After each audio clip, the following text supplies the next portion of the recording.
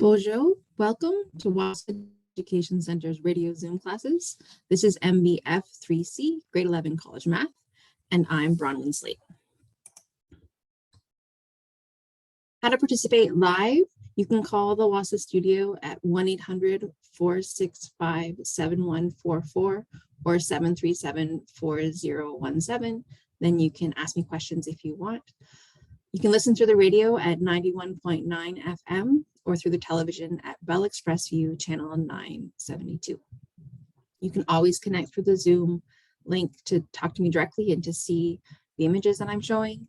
The link is available through your teacher, me, and your DAC. Our class runs from Monday to Thursday from 11 a.m. to 12 p.m. And we are in week 2 of our 9-week course. A reminder what work to submit for marking.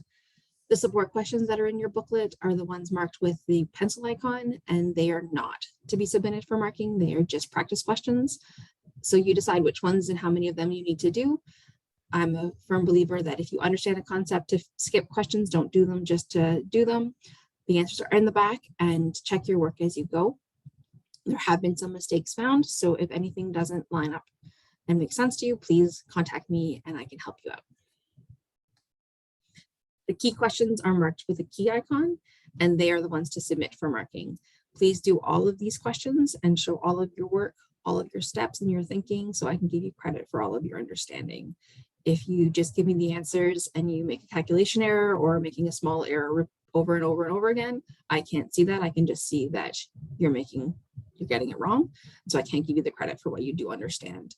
So please show all of your steps and all of your thinking. How to submit your work for marking. There are 3 methods. The first method is to scan and send your work in electronically. You can scan your work in through your iPhone or your Android device. The iPhone has a Notes app and you can scan there, and the Android you can scan through the Google Drive app. If you need help to learn how to do this, please let me know and I will walk you through it. Then you can send it by email to studentwork@nnec.on.ca and CC to me, bronwyn.slate@nnec.on.ca, or you can send it through Facebook Messenger to bslate Wahsa. Method 2 is to drop it off into Lookout. We have an outdoor mailbox at 74 Front Street at our side entrance. We're the big red building next to the post office, and there's a small white mailbox next to the white door on the side of the building. Currently, we are not in the office. We're working remotely, and it may take a couple days if you drop it off in the box for me to get it, but I'll get it and then I'll get it back to you as soon as possible. Method 3 is to hand it into your DEC. Your DEC can then either send it through the Express or fax it to 807-737-1732 or toll-free fax to 1-800-463-7852.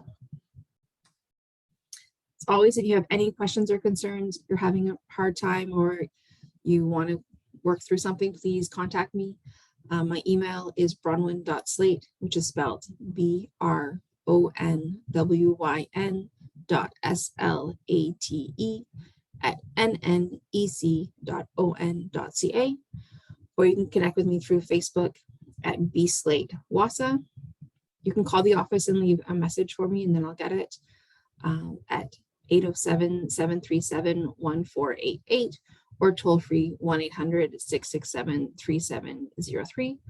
Currently, my office hours are Monday to Friday, 8 a.m. to 2 p.m., but I'll try to get back to you as soon as I can.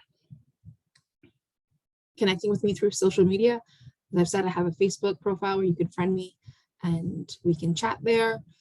You can also subscribe to my YouTube channel where all of our lessons are posted shortly after airing, as well as other videos explaining common errors and confusing concepts.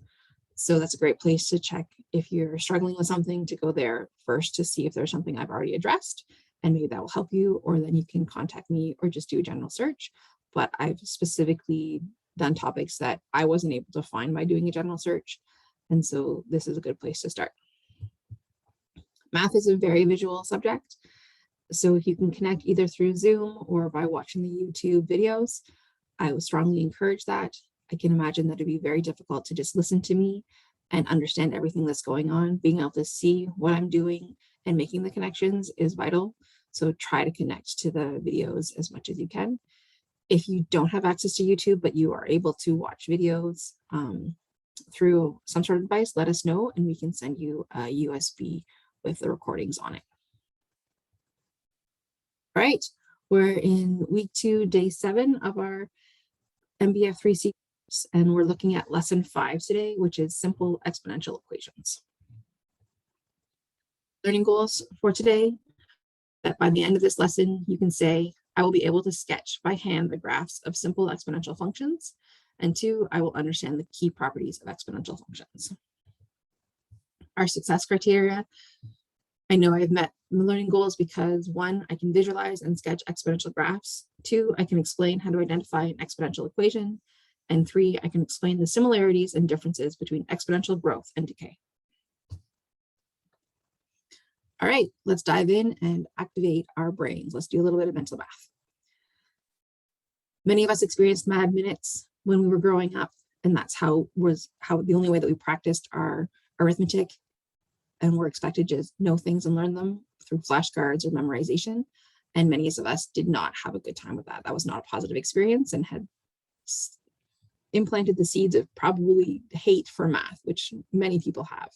So instead of doing those, we're developing strategies that we can use that engage our brains, engage our thinking, use tools that we have in order to do arithmetic and apply numbers. So today we're going to do division, which long division is horrible for many folks. So we're going to do a method called partial quotients that is a little bit more accessible. When I learned this method as an adult after my university degree in math, I was blown away at how much more accessible this method was. And if I ever have to do long division by hand, this is how I do it. So our question is 77 divided by 4. So the setup, how I set this up, is it ends up to start looking like a long division question, but instead of having a just have a long line at the end of my division sign. So I have 4 goes into 77 under this big sort of 7 visual. So what I'm going to do is I'm going to think, okay, how many groups of 4 go into 77? That's what division is asking. So I can think of a friendly number of groups of 4 that go into 77 and deal with that first. So I can think, okay, well, I know that 4 groups of 10 goes into 77. So I can say, okay, I have 10 groups. And that's 40 things. So I can take 40 of my 77 things and divide them into 10 groups by 4. That makes sense to me. So if I do that, I'm now left with 37 things because I've dealt with 40 of those things already. Okay, so now I don't have 40 more things. I don't have another 10 groups of 4 because my number is less than 40. So I'm going to think of, okay, what's another friendly number? Okay, well, another friendly number is half of that amount. So half of 10 groups is 5 groups, and that's going to be 20 things that I can share among all of my groups. So I know that I can share another 20 things. So then if I've dealt with those things, so now I'm left with 17 things. So I don't have another 5 groups. I don't have 20 again. I now have 17. So if I can think, okay, well, maybe I say, okay, well, I can think of 2 groups is 8. So I can say, okay, 2 groups, I know that I have 8, that's less than 17. So if I subtract that from 17, take away 8 is 9.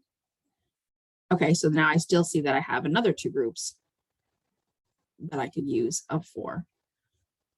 And so if I subtract that 8, I'm left with 1. Can I make any more groups of 4? No, I only have 1 left. Okay, great. So I don't have any more groups of 4, but now what is my actual answer? Well, I look here and I say, okay, well, how many groups do I have in total of 4? I have 10 plus 5 plus 2 plus 2. So 10 plus 5 is 15, plus 2 is 17, plus 2 is 19. So I have 19 groups and 1 remainder because I have 1 left over. So 77 divided by 4 is 19 with 1 remainder. We could turn that remainder into a fraction or into a decimal if we wanted to, but we're not going to do that today. This is something that takes practice, and being able to see what I'm doing would make it much more sense. So we'll try it again another day. But this is another method. It's sometimes called the Big 7 method or partial quotients if you want to look into it a little bit further. And I find it much more accessible for understanding what's going on with division if I need to do long division. Okay, so we've activated our brain. Now let's do some minds-on and engage in some prior learning. We need to understand what exponential growth is in order to dive into the equations and the functions more today. So we're going to use doubling as our example, which means that for every 1 time increase, our amount doubles. So let's look at that. Have a graph where we're comparing time to the amount. So at 0 time, we have 1. As we start, we have 1. 1 circle, 1 bacteria, 1 person, doesn't matter, 1. So then as we move forward in 1 time, we have 1 time unit. We've now doubled, so now we have 2. As we move forward another time unit, so we're at 3 units of time, we now have 4 because we doubled what we had at the last second or day. So now we're at 3 units of time, and now instead of having 4, we have 8 because we've doubled. At 4 units of time, now instead of having 8, we have 16.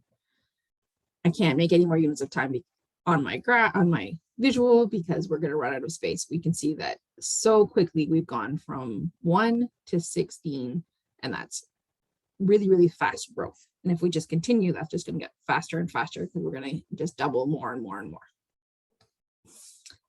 So understanding exponential, so that's exponential growth. Now we're going to do a quick look at what exponential decay is. So for example, we're going to use 1/2. Means that for every 1 time increase, our amount cuts in half. So again, comparing time to the amount. This time we're going to start at time 0. We're going to start with 16. We're going to start with a large amount. As we move our time forward 1 unit, so like 1 day or 1 year, now half of our amount gets cut away. So we go from 16 to 8. And moving forward to day 2, we go for our half of our 8 gets cut away. So now we go from 8 to 4. Going to day 3, half of our amount gets cut away again. So we go from 4 to 2. And moving from day 3 to 4, half of our amount gets cut. So we go from 2 to 1. This could continue, and then we would go from 1 to 1/2 to 1/4 to 1/8. It would continue. It could get smaller and smaller and smaller. So that's exponential decay. You can see very quickly we're getting less and less amounts. Okay, so that's just sort of a reminder generally what exponential growth and decay are talking about. And now we're going to activate some new learning, diving into that a little bit deeper.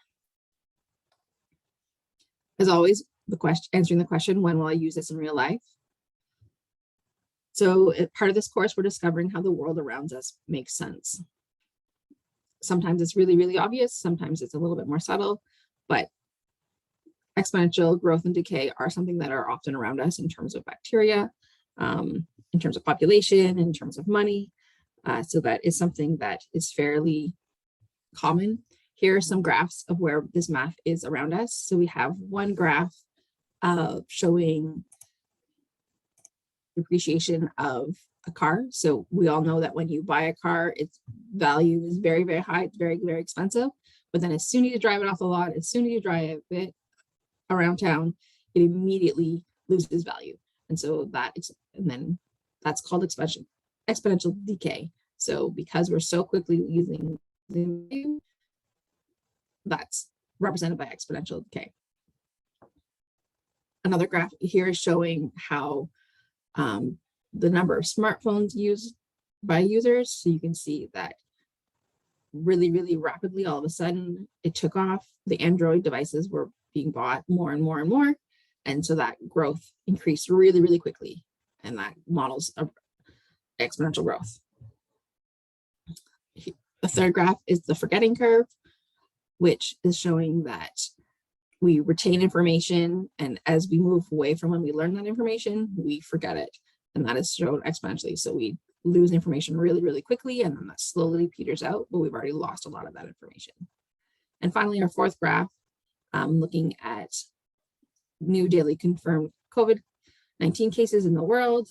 So we can see this is from March. This graph is from March 2020. So right at the beginning, we could see that very quickly people were getting more and more sick, and that growth, the infection rate was increasing rapidly, and that was exponential growth. So we can see that this actually shows in our lives a lot.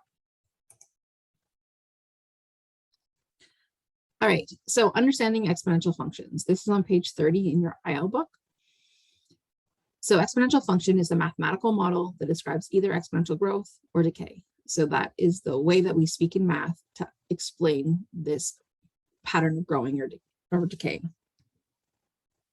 So we represent it as y equals a b to the x.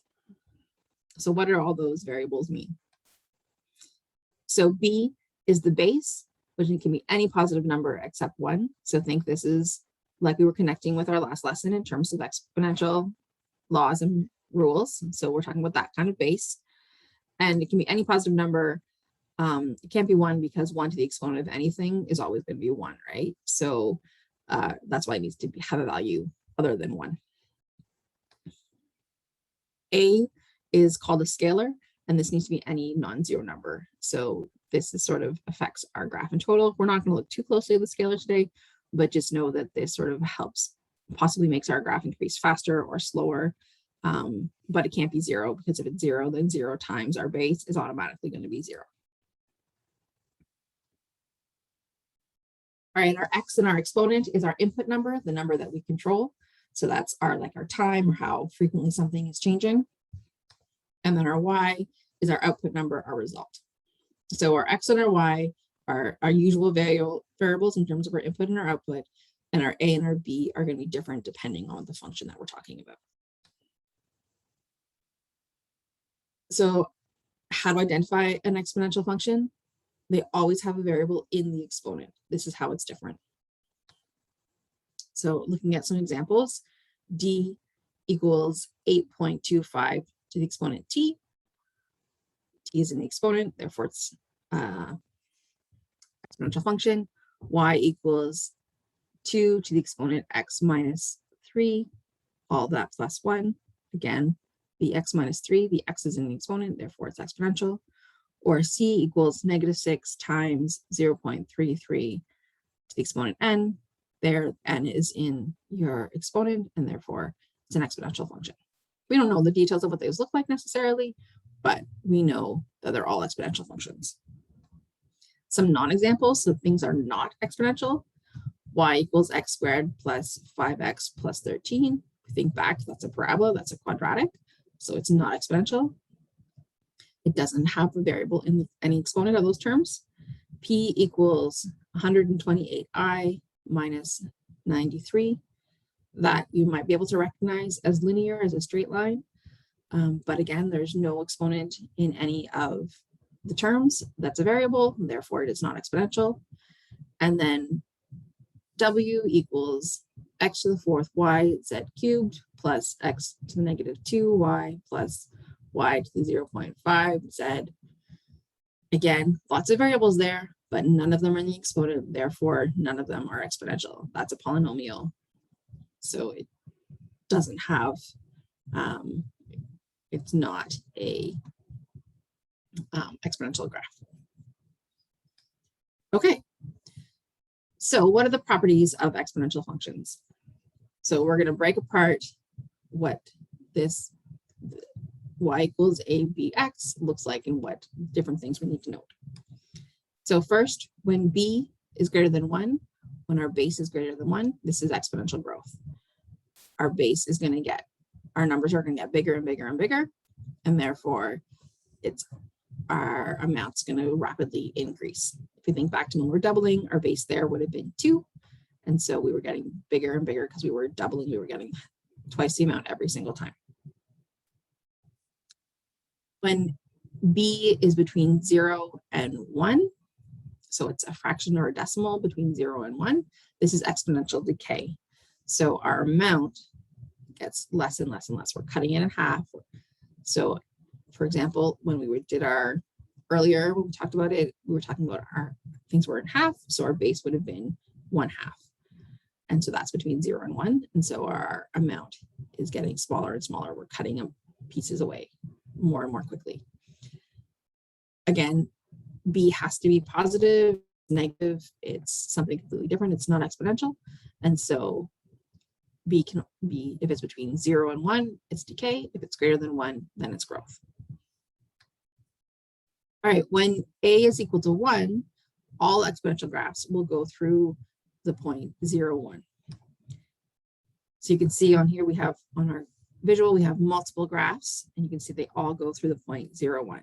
And if you think about our exponential laws from last lesson, any base to the exponent 0 is always going to be equal to 1. So that's why our graphs all go through the point 0, 1. Having A equal to 1 is because we could multiply that. If it was 5, then everything, all of our graphs with that form would go through 0, 5. But generally, as sort of a parent function, as the base function, our graphs all go through that 0, 1 point. And then also, there's no x-intercept. Y never equals 0 for an exponential function. So it doesn't matter, and it's really, really hard to see, but it doesn't matter what our function is. Any of these functions that I have on the visual is that are going to be getting closer and closer and closer to 0, but never actually hit 0. So if we're thinking about that in terms of real life, if we're cutting things in half, we cut things in half and cut things in half, we'll always have a little bit left. Practically, we can't actually do that, but we get down to like expanding this into physics in terms of like getting down to a molecular atomic level. That's when we go into some pretty funky stuff. But generally, if we cut something in half, we're always going to end up with something, even if it's just a little bit smaller. And when we start in terms of growth, we have to start with something. If we start with nothing, then we can't grow that. So we have to start with something minuscule. Then if we double it or triple it or whatever, increase it by the same rate, it's going to grow from there. But it's never, we can't start with 0. So there's no x-intercept. Your exponential function never crosses the x-axis. All right, so that is our general information. So you can now, if you want to stop the video and do your support questions on page 1 and 2 on support questions 1 and 2 on page 32. That'll get you that information, which should set you up. But we're going to look at some key exponential functions that I've already mentioned, but we're going to look at them a little bit closely. We're going to look at doubling time and half-lives, because these are some of the most common ones that come up and are something you're going to often see in practice problems. So doubling time. So this is the time that it takes for a quantity to double in size. That seems logical. So how that exponential function looks, the general form of it is P equals P0 times 2 all to the exponent T over D. And when I say P0, what that means is like subscript, it's P sub 0. And I'll define what these mean. So P represents the final quantity, how much we're going to end up with, and P0 represents the initial quantity. And that's notation. P0 is notation that is common in math and in sciences. It's sort of an initial value. This is sort of like starting it at the beginning. T represents the time, and D represents the doubling time. So doubling time could be because the 2 here is our base. That's what's telling us that it's doubling. And D represents how long that happens. Does it happen in 1 year? Does it happen in 3 months? Does that happen in 10 years? And so that would be what the D would be representing. And here the base 2 indicates doubling. So if that was a 3, then that would be tripling. 4 would be quadrupling. but doubling is something that's fairly common, more than the other examples. So half-life, the time it takes for a quantity to decay is half its original amount. So like before we were talking about doubling, we're cutting it in half. The general form is m equals m0 times 1/2 to the exponent t over h. Again, we'll break down what each of those mean. So m represents the final quantity. M0 represents the initial quantity, same as before. T represents the time, and H represents the half-life.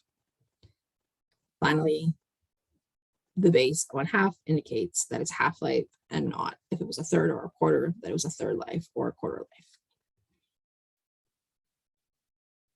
Okay, so let's do some practice and interpret what is going on. So E. coli, you've probably heard of, is a very harmful bacteria that can be found in meat that is improperly stored or handled. The relation n equals n0 times 2 to the t over 20 estimates the number of E. coli, n, of an initial sample, n0 bacteria, after time t minutes at 37 degrees Celsius, which is body temperature, under optimal conditions. So that's a lot of information, but we can break it down. So what is the doubling time of E. coli? So looking at our equation again is n equals n0 times 2 to the t over 20. So if we remember that d are in our function, d equals 20 in this example. So that means our doubling time is 20. And because t and d are measured in minutes, so that means that it's in 20 minutes.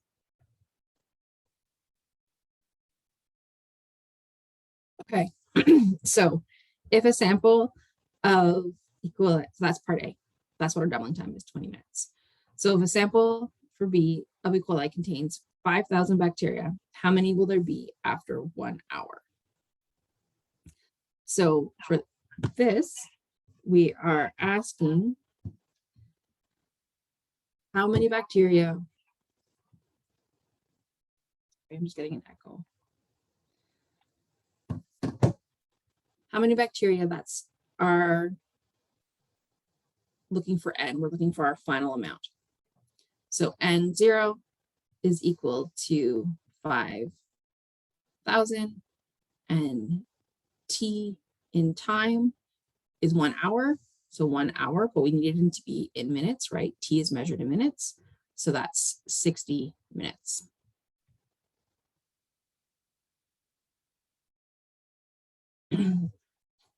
So how we do that is we put that into our function. So n equals n0 times 2 t over 20.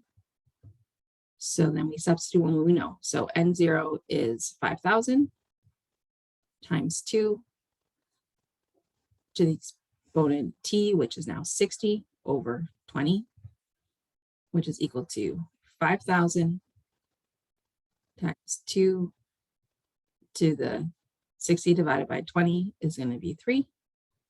And then we're going to use that. We're going to calculate that on our calculator. So I'm just going to do that now on my own calculator. Again, this is why you need to practice.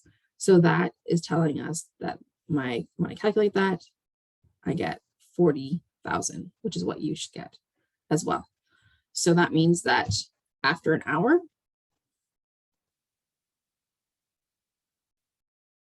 after 1 hour, there will be 40,000 bacteria. It's a lot of bacteria. Okay, question C. If a sample of E. coli contains 1,000 bacteria, how many will there be after 1 day? So again, we're looking for n. That's what we're trying to find. So N0 is equal to 1,000.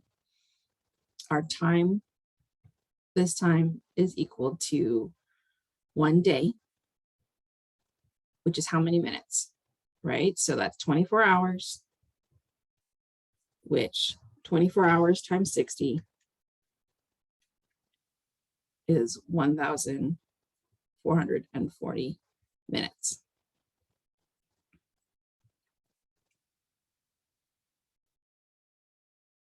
So if we put that into our equation, n equals n0 to the exponent t over 20. And we put in the information that we have. So our initial amount is 1,000. Our time is 1,440 divided by 20. So that equals 1,000 times 2 to the exponent. So if we're going to divide 1,440 divided by 20 is equal to 72. And then we can then calculate that using our calculator. Again, this is why having a scientific calculator is really, really important, because you don't want to have to do 2 times itself 72 times.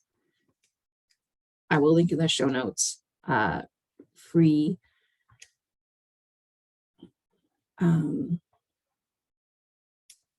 scientific calculators that you can access either online or download as apps for your smartphone.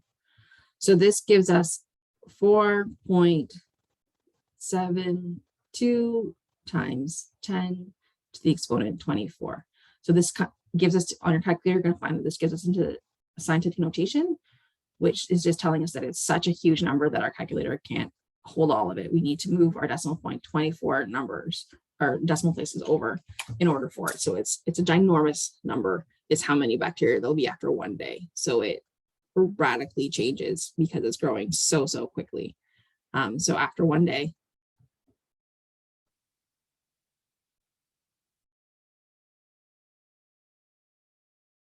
there will be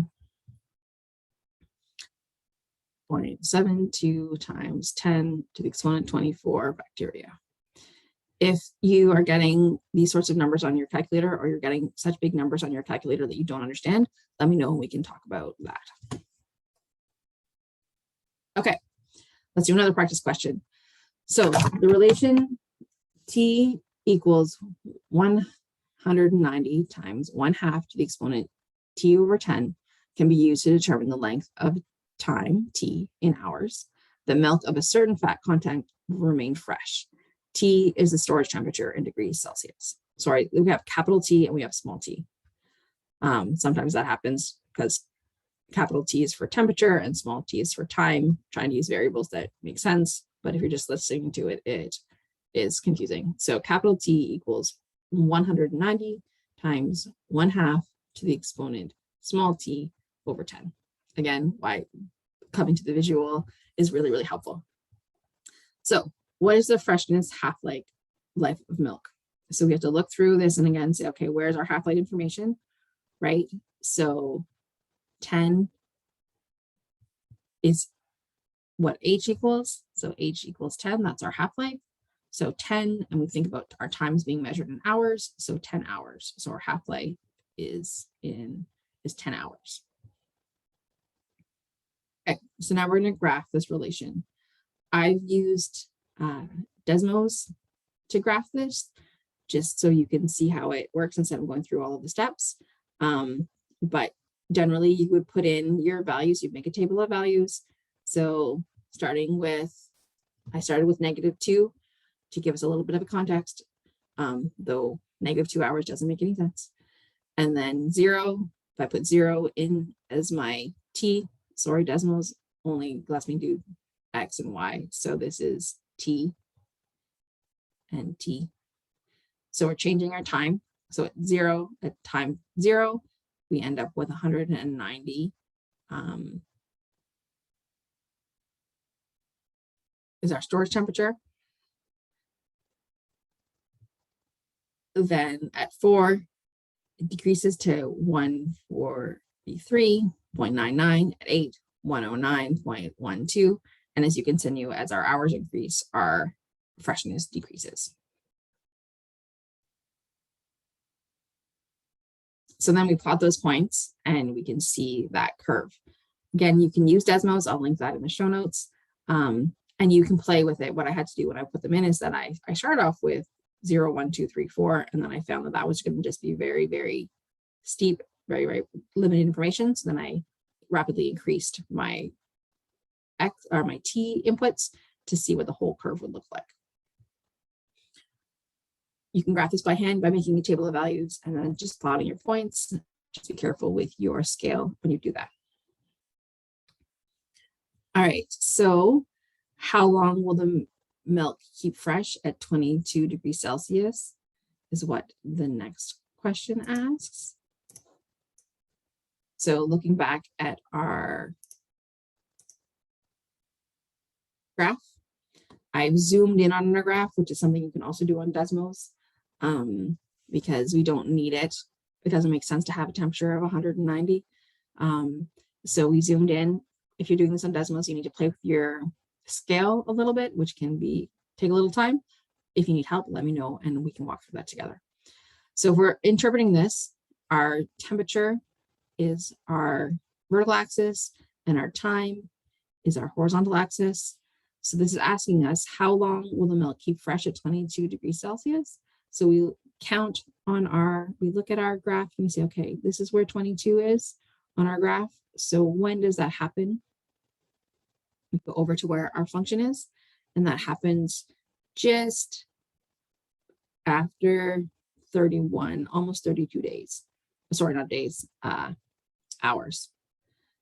So we go across to where 22 hits our function, and then we go down and we read that off of our graph.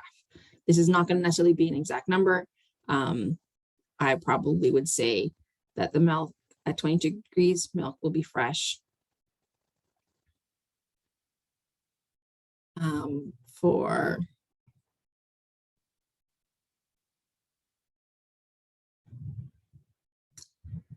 I said, say 31.75 hours at 4 degrees Celsius. How long will the milk keep fresh? So we then look at where 4 degrees on our graph.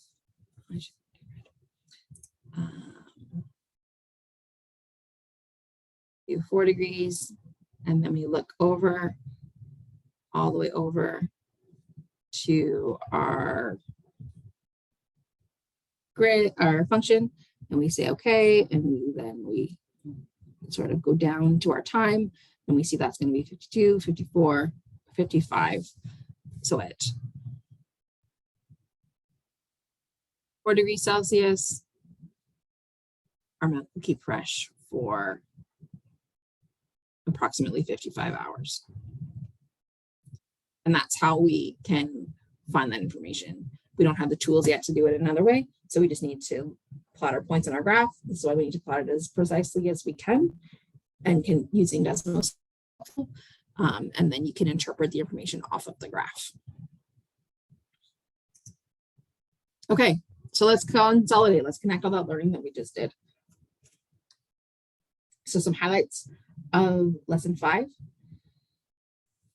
Remembering that y equals a b to the x, where b is our base. It must be a positive number except for 1, and a is our scalar, any non-zero number. So when b is greater than 1, we have exponential growth. When b is between 0 and 1, we have exponential decay. When a is equal to 1, all of our exponential graphs will go through 0, 1, because b to the exponent 0 is always going to equal 1. And we have no x-intercept because y never equals 0. We never cross the x-axis. So thinking about our success criteria, we can visualize and sketch exponential graphs. So these parts where thinking about b is greater than 1, you can visualize that that's exponential growth and what that looks like. And that if b is between 0 and 1, that exponential decay and what that looks like. You can explain how to identify an exponential equation So you know that having the exponent be your variable is what makes an exponential equation. And 3, I can explain the similarities and differences between exponential growth and decay. So you can look at a graph and you can explain which is different, what is represented exponential growth and what is decay, and what are the similarities in terms of going through your 0.01 and never having an x-intercept be your similarities.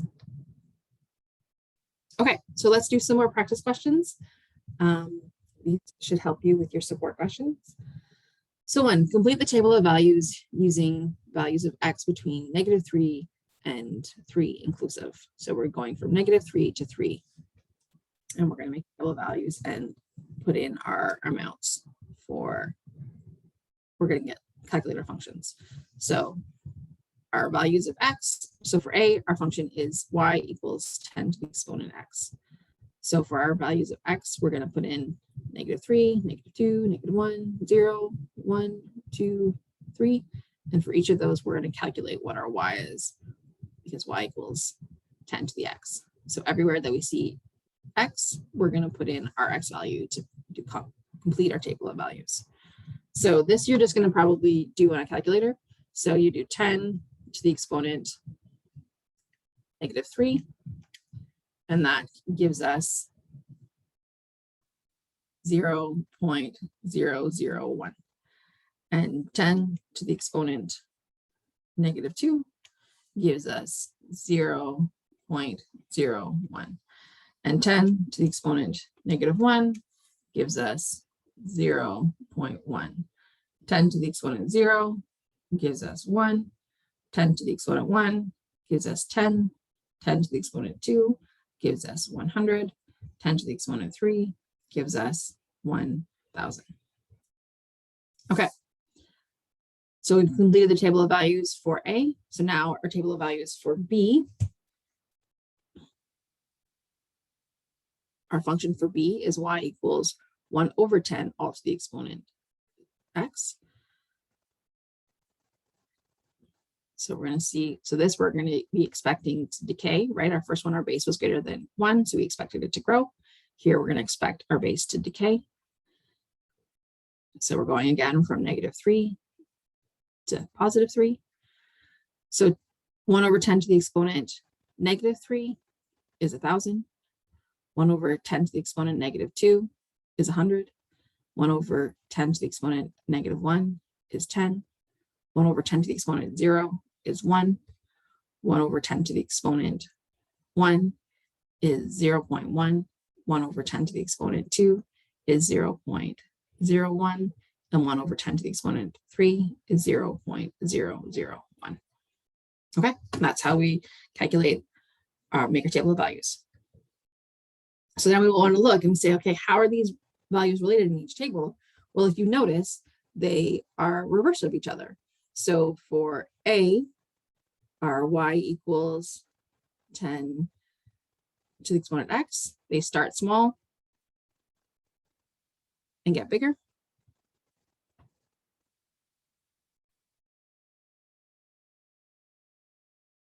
Whereas y to the 1/10 to the x, they start big and get smaller, but they're the same values. They're just reverse of each other.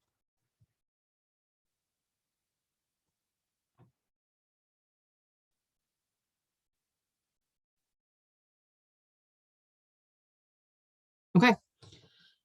So now it's asking us to graph both these functions. I am just going to sketch these because graphing on a computer is really, really difficult. So we know that for you, what you would do is you would take your table of values and you would plot them. So we know that at -3, that was going to be 0. So for y equals 10 to the x, at -3, that was 0.01, I think. 0.001. And so that's going to be a point really, really close to 0. Then at -2, that was 0.01, still pretty close to 0. Then at -1, that was 0.1, still pretty close to 0. At 0, we're at 1. At 1, we're at 10. At 10, we're at 100. At 2, we're at 100. And at 3, we're at 1,000. So you can see that general shape is that exponential growth. You can see that we're growing. And again, I'm making a sketch because I'm not graceful at drawing graphs on a computer. Okay, so then for our second function, y equals 1 over 10 to the x. So again, I'm drawing a sketch. You can do it more precisely with graph paper or with Desmos. So at -3, remember that was 1,000. At -2, that was 100. At -1, that was 10. At 0, that was 1. At 1, that was 0.1. At 2, that was 0.02. At 3, that was 0.003. Sorry, 001. Again, my graphs are not drawn to perfect scale, nor they even match each other. It's tricky when you don't have graph paper. So if you don't have graph paper, let us know. We can send you some, or you can use Desmos and to do it online. Okay, so we can see our graphs. So the next question is, how are our graphs related?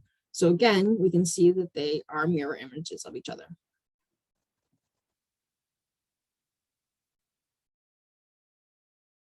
I'm not writing out in full sentences. If you were going to do this for key questions, then you'd want to write more than just that, but I'm doing it quickly. Again, like I'm sketching.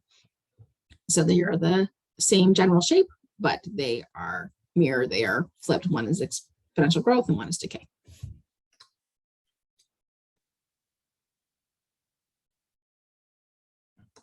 Okay. So that should help you with all of your questions. We have a few more minutes. So as always, contact me if you have more questions. We have a couple of extra practice questions that we're just going to look at quickly because we have a few more minutes. So this here on our screen, we have 5 different graphs, and we're going to identify the types of growth that are happening so that we can look at our graph and see if we can understand what we have. So our first graph, A, is a straight line. No, it's not. Sorry, wasn't looking. I was looking at something else. Our first graph starts off really, really low and then gets bigger and bigger, faster and faster and faster and faster. So that this graph, that tells us that this is exponential because we're getting faster and faster. We're getting more and more faster and faster. So A is exponential. Our second graph is a straight line. So where it's not a flat line, but it's increasing slightly, but at a constant rate. And so that's a linear graph because it's a straight line. C, our third graph, we can see is that UV shape, which is a parabola, which means that it's quadratic. Reminds you of what we were doing in previous lessons. E, this one looks different than what we were doing. So here we have we're starting, looks like our line is going along the x-axis along 0, sort of seems, and then it's decreasing rapidly. So this is an exponential graph as well. That same shape, but it's just that we have, it's a mirror image in the horizontal opposed to the vertical. And so we haven't looked at why we might have that, but this is exponential. It still has that same shape. It's just that it's going into the negative instead of, it's getting less and less opposed to getting more and more. And then E, our final one, we look at it and we see that it's a straight line going down, but still moving at a constant rate. And so that's linear. Okay.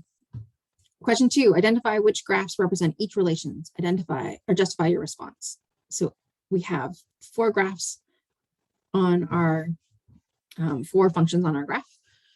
They all are exponential. They are all either growing or decaying more rapidly. So they have that curve, that exponential curve shape.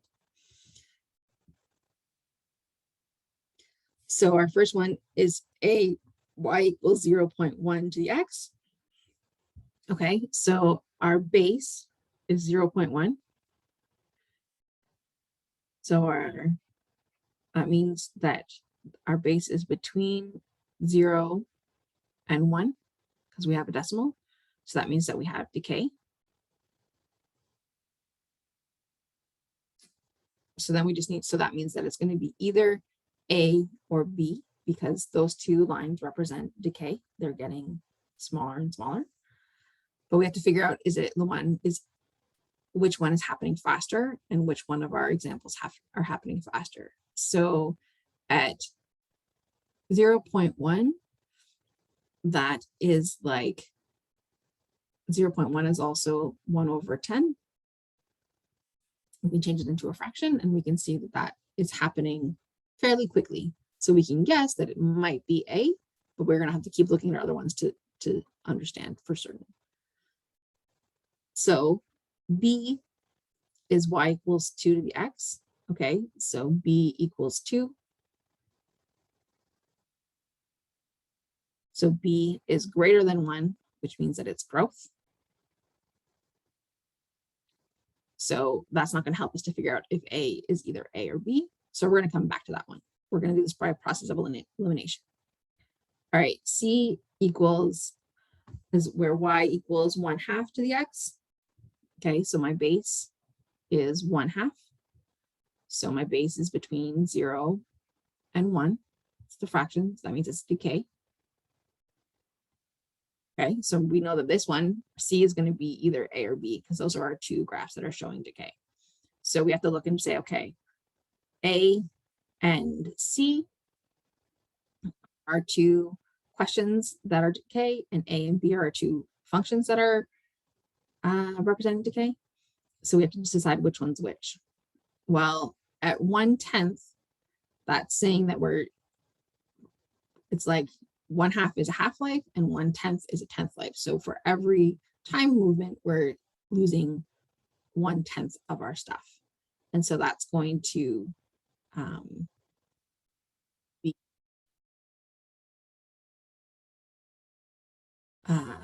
faster than 1/2. So A is represented by B.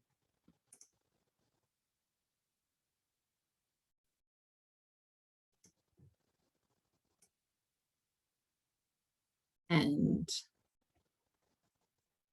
C, question C, connects to graph A. Okay, so then let's look back at our other 2 examples. We have y equals 2 to the exponent x and y equals 10 to the exponent x. Okay, so here for our D, y equals 10 to the exponent x, B is equal to 10. So B is greater than 1, so that's growth. That's what we sort of expected. And so then we need to figure out which one happens more quickly.